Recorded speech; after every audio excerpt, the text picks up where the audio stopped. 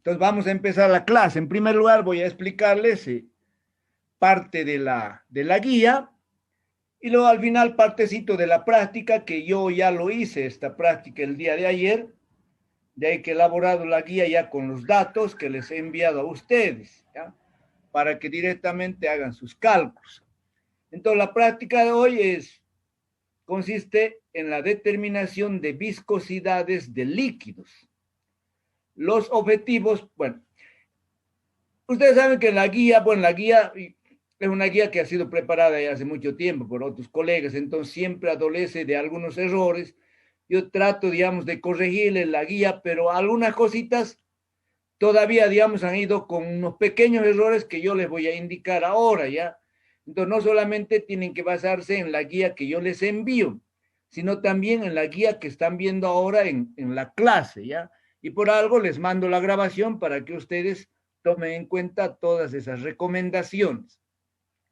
Entonces, los objetivos de esta práctica son determinar el coeficiente de viscosidad de líquidos mediante el estudio de la dinámica de una esfera. Vamos a trabajar con esferitas de acero que comúnmente los llamamos perdigones, ¿ya?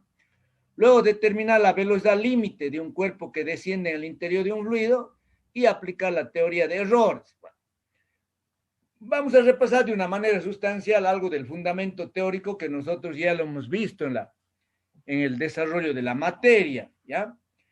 Entonces, la viscosidad es una propiedad física de los fluidos, en particular de los líquidos, que es muy importante dentro del estudio de la mecánica de fluidos o dentro del estudio de la dinámica de fluidos, ¿ya?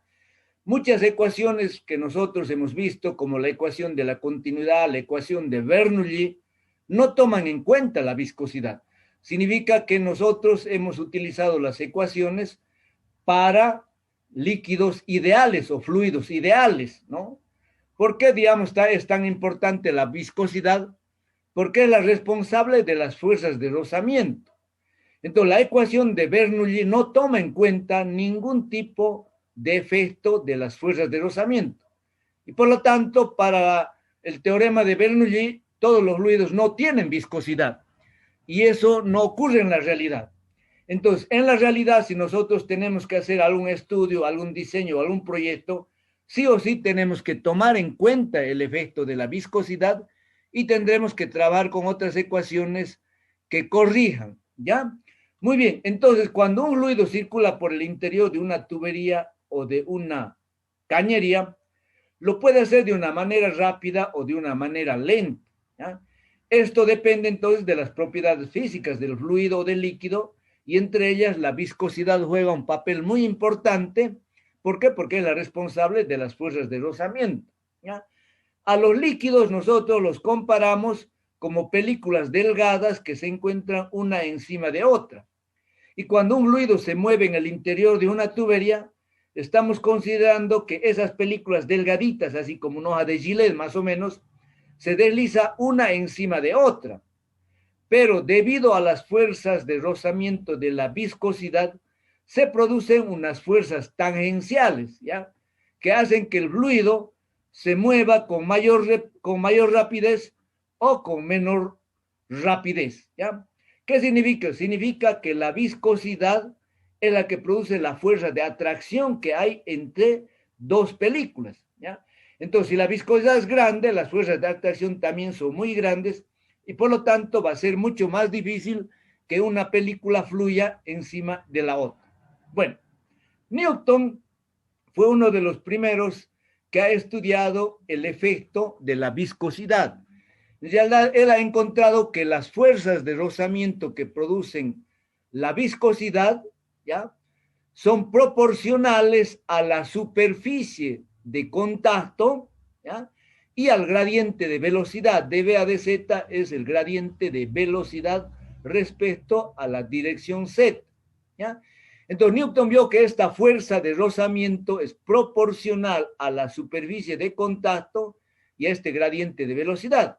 Y por lo tanto, para demostrar esa proporcionalidad, él ha tenido que determinar en laboratorio o experimentalmente ese coeficiente de proporcionalidad, que él lo ha representado con la letra nu o mu, y lo ha llamado coeficiente de viscosidad, ¿ya? Entonces, ese coeficiente de viscosidad tiene diferentes unidades, ¿no? En el sistema internacional Stock, en el CGS se llama POIS, etcétera, etcétera. No nos interesa mucho, digamos, las unidades, pero nosotros vamos a trabajar en el sistema CGS, ¿ya? Muy bien, entonces para nosotros la unidad va a ser el Stock o el POIS, no hay ningún problema con la unidad, ¿ya? Entonces, cuando nosotros decimos un fluido newtoniano, significa que ese fluido cumple con las leyes de Newton, ¿ya? En este caso, esta es la ecuación de Newton. Ustedes saben que dB a dz no es nada más que la aceleración, ¿ya?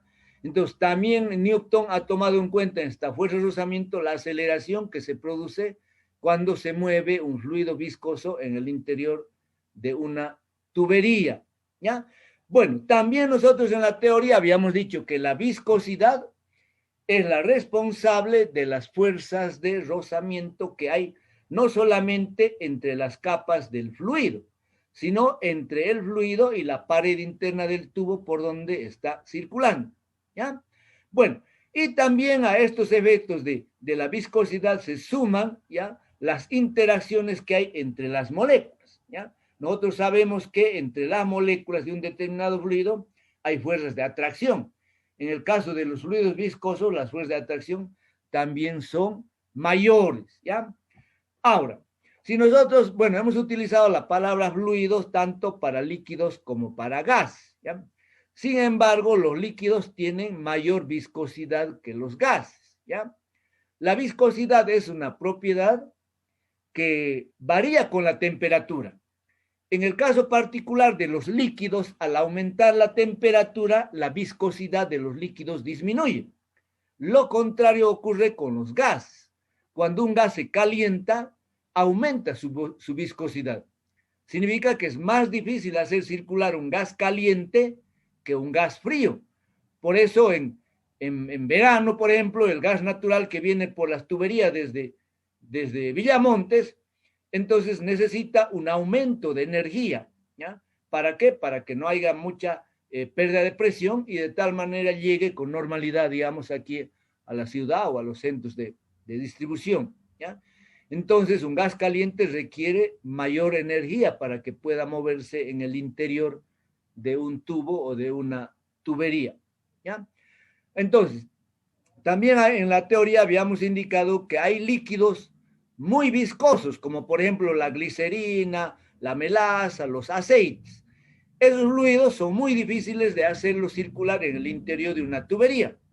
Pero hay otros líquidos más livianos como el agua, la gasolina, el petróleo, el alcohol, que circulan con mayor facilidad por el interior de una tubería.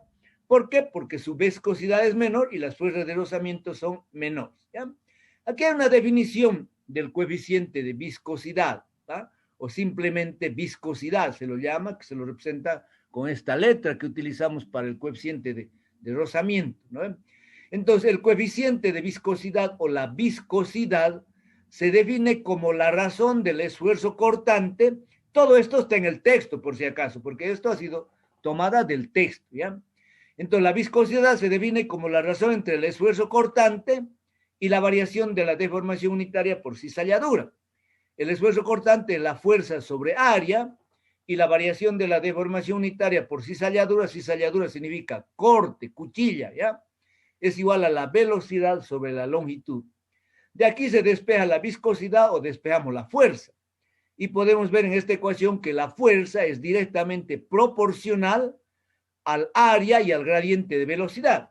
Y ese constante proporcional es la viscosidad. Entonces, también ahora podemos ver de que la fuerza va a variar directamente proporcional con la viscosidad. Si la viscosidad aumenta, la fuerza aumenta. Si la viscosidad disminuye, la fuerza disminuye, ¿ya? Muy bien, a ver, unidad, dice, en el sistema internacional las unidades son el Newton por segundo sobre metro cuadrado, o el Newton sobre metro cuadrado es el Pascal. Entonces la unidad de viscosidad será el Pascal por el segundo, o el kilo sobre metro segundo.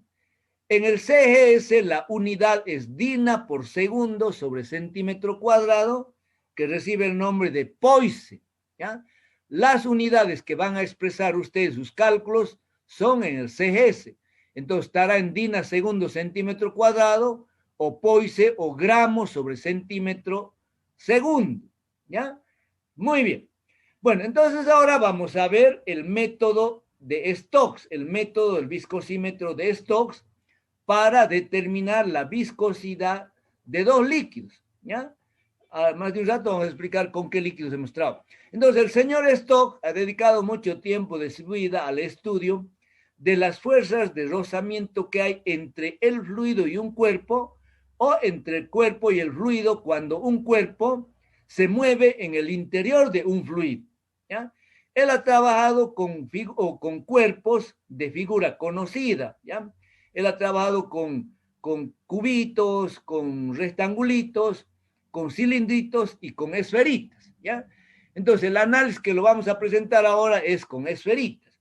Entonces, el señor Stokes ha utilizado un recipiente en el cual ha llenado un líquido y ha colocado esferitas en la parte superior para ver cómo produce el descenso, es decir, cómo se produce el descenso de la esferita cuando ésta es afectada por un fluido viscoso. ¿Ya? Entonces, él ha notado que a un principio, cuando soltamos nosotros una esferita encima o en la parte, en la superficie de un fluido viscoso, la esferita, digamos, en este caso, él ha trabajado con esferas metálicas, con esferas de acero, que también hemos utilizado nosotros, que reciben el nombre de perdigones, ¿no? Entonces, si nosotros soltamos una esferita de acero en la superficie de un líquido viscoso, vamos a ver que en los primeros 4 o 5 centímetros tiende a acelerarse, es decir, a variar su velocidad. Pero después de unos 4 o 5 centímetros, entonces se compensa la aceleración con la fuerza de rozamiento, dando lugar a que la esferita descienda con una velocidad constante. ¿Ya?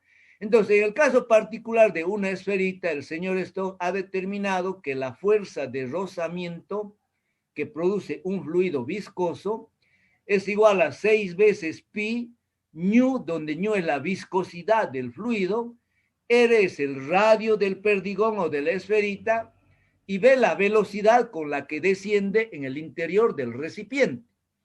Esta ecuación es empírica, no está demostrada en ningún texto, en ningún libro, y recibe el nombre de ley de Stokes. ¿Ya? Muy bien. Entonces nosotros vamos a utilizar esta ley de Stokes para determinar o para calcular la viscosidad de dos líquidos. En el caso particular de la práctica, bueno, yo aquí en la casa no tengo muchos líquidos. Entonces quería hacer el aceite, pero no se podía. ¿Por qué? Porque la viscosidad del aceite era muy baja y la esfera se me descendía muy rápida, muy violentamente y no podía medir el tiempo. Es así que yo he trabajado con glicerina, que tenía yo algunos botecitos que compré para preparar el gel, y he trabajado con el detergente de vajilla, que es el Magistral, un detergente argentino. ¿Ya? Muy bien. Bueno, entonces, en el análisis que nosotros hacemos, ¿ya? Hemos considerado que la esferita, una vez de que alcanza el equilibrio, empieza a descender por el recipiente con una velocidad constante. ¿Ya? Entonces, si nosotros tenemos un cuerpo sumergido en el interior de un líquido, de acuerdo al principio de Arquímedes, ¿ya? Entonces el fluido va a ejercer un empuje sobre el cuerpo. ¿Ya? También nosotros sabemos que el cuerpo tiene peso, es decir, tiene una fuerza hacia abajo. ¿Ya? Si es que nosotros despreciamos los efectos de la viscosidad, el empuje sería igual al peso directamente. Pero como hay, en este caso, como estamos considerando los efectos de la viscosidad, entonces a medida que va bajando la esferita por el interior del líquido o del fluido, entonces la viscosidad ejerce fuerzas de rozamiento, ¿ya? Entre el líquido y las paredes que rodean a la esferita. Entonces, esas fuerzas de rozamiento para una esferita, ¿ya? Que actúan hacia arriba, ¿por qué? Porque se oponen a la dirección del movimiento. La esfera baja y la fuerza de rozamiento hacia arriba. Entonces, esa fuerza de rozamiento justamente es la medida por el señor Stokes utilizando esta ecuación, ¿ya? Entonces, si nosotros hacemos el análisis en equilibrio, ¿ya? Tomando sentido positivo hacia arriba, Entonces vamos a tener que la sumatoria de fuerzas verticales va a ser igual a 0. Entonces tengo la fuerza de rozamiento hacia arriba más el empuje va a ser igual al peso, igual a mg. ¿Ya? La fuerza de rozamiento ya sabemos que está dada por esta ecuación, 6 pi ñu rb. ¿Ya? El empuje de una esfera, como toda la esfera está sumergida, entonces el empuje es igual a la densidad por la aceleración de la gravedad por el volumen de la esfera, 4/3 pi r cubo. El peso de la esfera será igual a la densidad de la esfera por la aceleración de la gravedad por su volumen. Entonces, si nosotros sustituimos esta ecuación 4 y esta ecuación 2 en la ecuación 3, encontramos esta expresión y simplificando, llegamos a esta ecuación, que la viscosidad es igual a 2r al cuadrado por g dividido 9bl, ¿ya? Es la velocidad en el líquido de la esfera, ρ' menos ρ. Ahora, ¿qué es R? R es el radio de la esferita o del perdigón, ¿ya? G, la aceleración de la gravedad. B es la velocidad de la esfera con la que desciende en el interior del líquido. ρ' es la densidad, ¿ya? En este caso es la densidad de la esfera, ¿ya? La densidad de la esfera es ρ'. Ve, hay algunos errores en la guía. Eso lo tienen que corregir ustedes. Y ρ, simplemente ρ, es la densidad del líquido que estamos nosotros utilizando, ¿ya? Entonces, si nosotros medimos el radio de la esferita, medimos la velocidad, medimos la densidad de la esfera y la densidad del líquido, entonces con esta ecuación podemos calcular la viscosidad. ¿Ya? En esta tabla hay algunos valores de referencia. Materiales para esta práctica. Un vernier, un trípode, un termómetro, soportes, varillas, regla, probeta, glicerina, detergente de cocina, le he puesto yo, ¿ya? Y perdigones de acero pequeño, ¿ya? En cuanto al procedimiento, ya yo lo voy a explicar, aquí he armado algo, digamos, de la práctica, enseguida les voy a explicar cómo hemos procedido para determinar la viscosidad de los líquidos, ¿no? Dice, en primer lugar, llenamos la probeta con el líquido cuya viscosidad se va a determinar. Con un vernier determinamos el radio de la esferita, ¿ya? Ahora dice, sobre la probeta trazamos dos marcas A y B separadas unos 15 centímetros entre sí y que se mide con una regla graduada lo más exactamente posible. Debe tomarse en cuenta que la marca superior debe estar a unos 5 centímetros por debajo del nivel del líquido, ¿ya? Dejar caer la esferita en la superficie del líquido y al pasar por la primera marca se pone en marcha el cronómetro y se detiene al pasar por la segunda marca, ¿ya? Entonces controlamos el tiempo que tarda en bajar esa altura H. Es necesario efectuar estas mediciones colocando los ojos a la misma altura para no cometer el error de paralaje. Además, tratar que las esferitas al caer no arrastren burbujas de aire. Repetir el procedimiento con los dos líquidos, ¿ya? La densidad de las esferitas y del líquido son conocidos, ¿ya? Entonces, nosotros vamos a determinar la viscosidad para ese detergente magistral que les dije, ¿ya? Entonces, la distancia entre los dos puntos que vamos a controlar, ¿ya? El descenso de la esferita es 15 centímetros. El diámetro de la esfera, yo le he medido con el vernier, es 3,2 milímetros o 0,32 centímetros.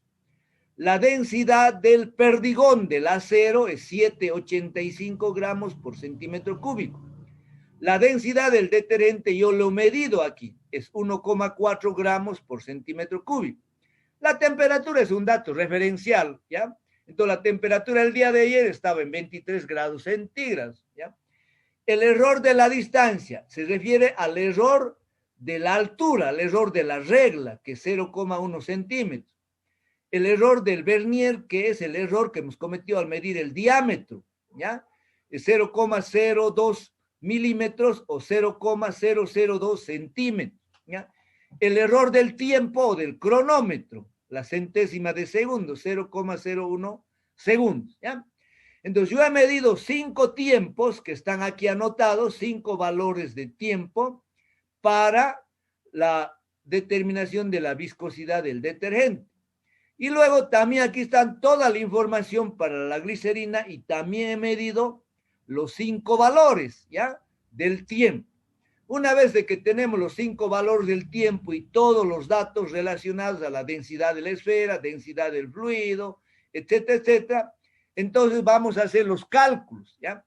Voy a explicar solamente el cálculo de la viscosidad del detergente. Tenemos esta ecuación. Esta ecuación es la misma que esta, ¿ya? Es la misma que esta ecuación. Aquí, como la velocidad es h sobre t, entonces en vez de b hemos colocado h sobre t. ¿Ya? Aquí está. H sobre t y la t va arriba. Y arriba estaba el radio. En vez del radio hemos colocado d medios. ¿Ya? Bueno, ustedes van a ver que esta ecuación es la misma, pero esta ecuación, ¿ya? Está en función del diámetro de la esfera, del tiempo que hemos medido y de la altura promedio. Ahora, entonces, para calcular la viscosidad utilizamos esta ecuación. D raya al cuadrado es el diámetro promedio que tenemos nosotros, un solo dato. Entonces, no vamos a sacar ningún promedio. ¿Por qué? Porque el diámetro es un solo dato. Entonces, ese único dato lo utilizamos como si fuera el diámetro promedio al cuadrado. ¿Ya? G, la aceleración de la gravedad. Y aquí utilizamos el primer valor del tiempo para el primer valor de la viscosidad. ¿Ya? Pero como nosotros hemos sacado 5 valores del tiempo, entonces sacamos un promedio. ¿Ya? Entonces, T1 más T2 más T3 más T4 más T5 entre 5, ese es el tiempo promedio. ¿Ya? Entonces, colocamos aquí el tiempo promedio. La densidad de la esfera promedio menos la densidad del líquido promedio. El valor de la densidad de la esfera también es uno solo. ¿Ya? Uno solo. Entonces, no podemos sacar promedio. Y la densidad del fluido también es un solo valor. Por lo tanto, aquí no sacamos ningún promedio. La altura promedio también es un solo valor, que en este caso es 15 centímetros. Entonces, el promedio es 15 centímetros. ¿Ya? Bueno, aquí al lado derecho, tanto en el cálculo de la viscosidad del detergente como en la viscosidad, ¿ya?, de la glicerina, hay una tablita donde ustedes van a trasladar estos 5 valores del tiempo, ¿no ve? Los 5 valores del tiempo, ¿ya? Luego vamos a elevar al cuadrado cada tiempo, ¿ya? T1 al cuadrado, T2 al cuadrado, T3 al cuadrado, T4 al cuadrado. Entonces, aquí sacamos la media. ¿Cómo sacamos la media? Sumamos los 5 valores, dividimos entre n. Aquí para colocar el tiempo promedio, dicho. Aparte, vamos a utilizar para calcular el error, ¿ya? Entonces, aquí sacamos el tiempo promedio. Aquí la sumatoria de los t's. Y aquí al lado derecho la sumatoria de los t al cuadrado. Ahora, aquí hay una ecuación que lo tienen en la guía que les envió el día, que les he enviado el día de ayer o anoche, no recuerdo bien. Entonces, aquí hay un error. Si ustedes observan la guía, entonces esta ES es el error del cálculo del tiempo, ¿ya? Que es igual a raíz de la sumatoria de t al cuadrado menos la sumatoria de los t sobre n al cuadrado. Entonces, aquí tienen que corregir. En la guía que les he mandado no está aquí elevado al cuadrado. Entonces, va a quedar segundo al cuadrado menos segundo. Y no podemos restar segundo cuadrado menos segundo. Entonces, este término que está en el lado derecho del denominador, lo elevan al cuadrado, para que sea aquí segundo cuadrado menos segundo cuadrado. ¿Ya? Entonces, hay que tener mucho cuidado, que aquí la sumatoria es de estos t's, ¿ya? Entonces, la sumatoria de estos t al cuadrado es aquí. En cambio, aquí es la sumatoria de estos t's y elevado recién al cuadrado. Ahora, les decía, esta ecuación es para calcular el error del tiempo, ¿ya? El error del cronómetro, piensen, está aquí anotado, que es 0,01 segundos. Entonces, ustedes van a calcular con esta ecuación el error que se comete al medir el tiempo. Y van a comparar, digamos, este valor que ha salido 0,02, por decirle, 0,02 segundos. Entonces, comparan el valor este calculado con esta ecuación y el valor del tiempo del error sistemático. Si este calculado es mayor, entonces tomamos como error del tiempo este calculado con esta ecuación. pero si el calculado con esta ecuación es menor que el error sistemático del instrumento, entonces tomamos en cuenta el error sistemático del instrumento, ¿ya? Entonces, una vez de que hemos definido eso, entonces ya podemos nosotros continuar con el resto de los cálculos, ¿ya? Bueno, finalmente van a expresar ustedes el resultado de la práctica, aquí la viscosidad del detergente, la viscosidad de la glicerina, ¿ya? El cálculo de los errores y luego el cuestionario, ¿ya? Entonces, de esa forma queda, digamos, terminada la explicación de la guía, ¿ya? Alguna consulta que no esté claro, tienen que volver a escuchar el video. Y algunos pequeños errores que hay en la guía los tienen que corregir ustedes, ya que escapan también un poco de la mejor voluntad que tiene el profesor, ¿ya? Entonces yo trato de corregir todo lo que se pueda, pero a veces me puede escapar algún error. Entonces hay algunas cositas que no son coherentes, entonces ustedes tienen que aplicar también su juicio, su criterio para ver qué sería lo correcto, ¿ya? Entonces ahora voy a dejar de compartir la guía y voy a pasar a mi laboratorio, ¿ya?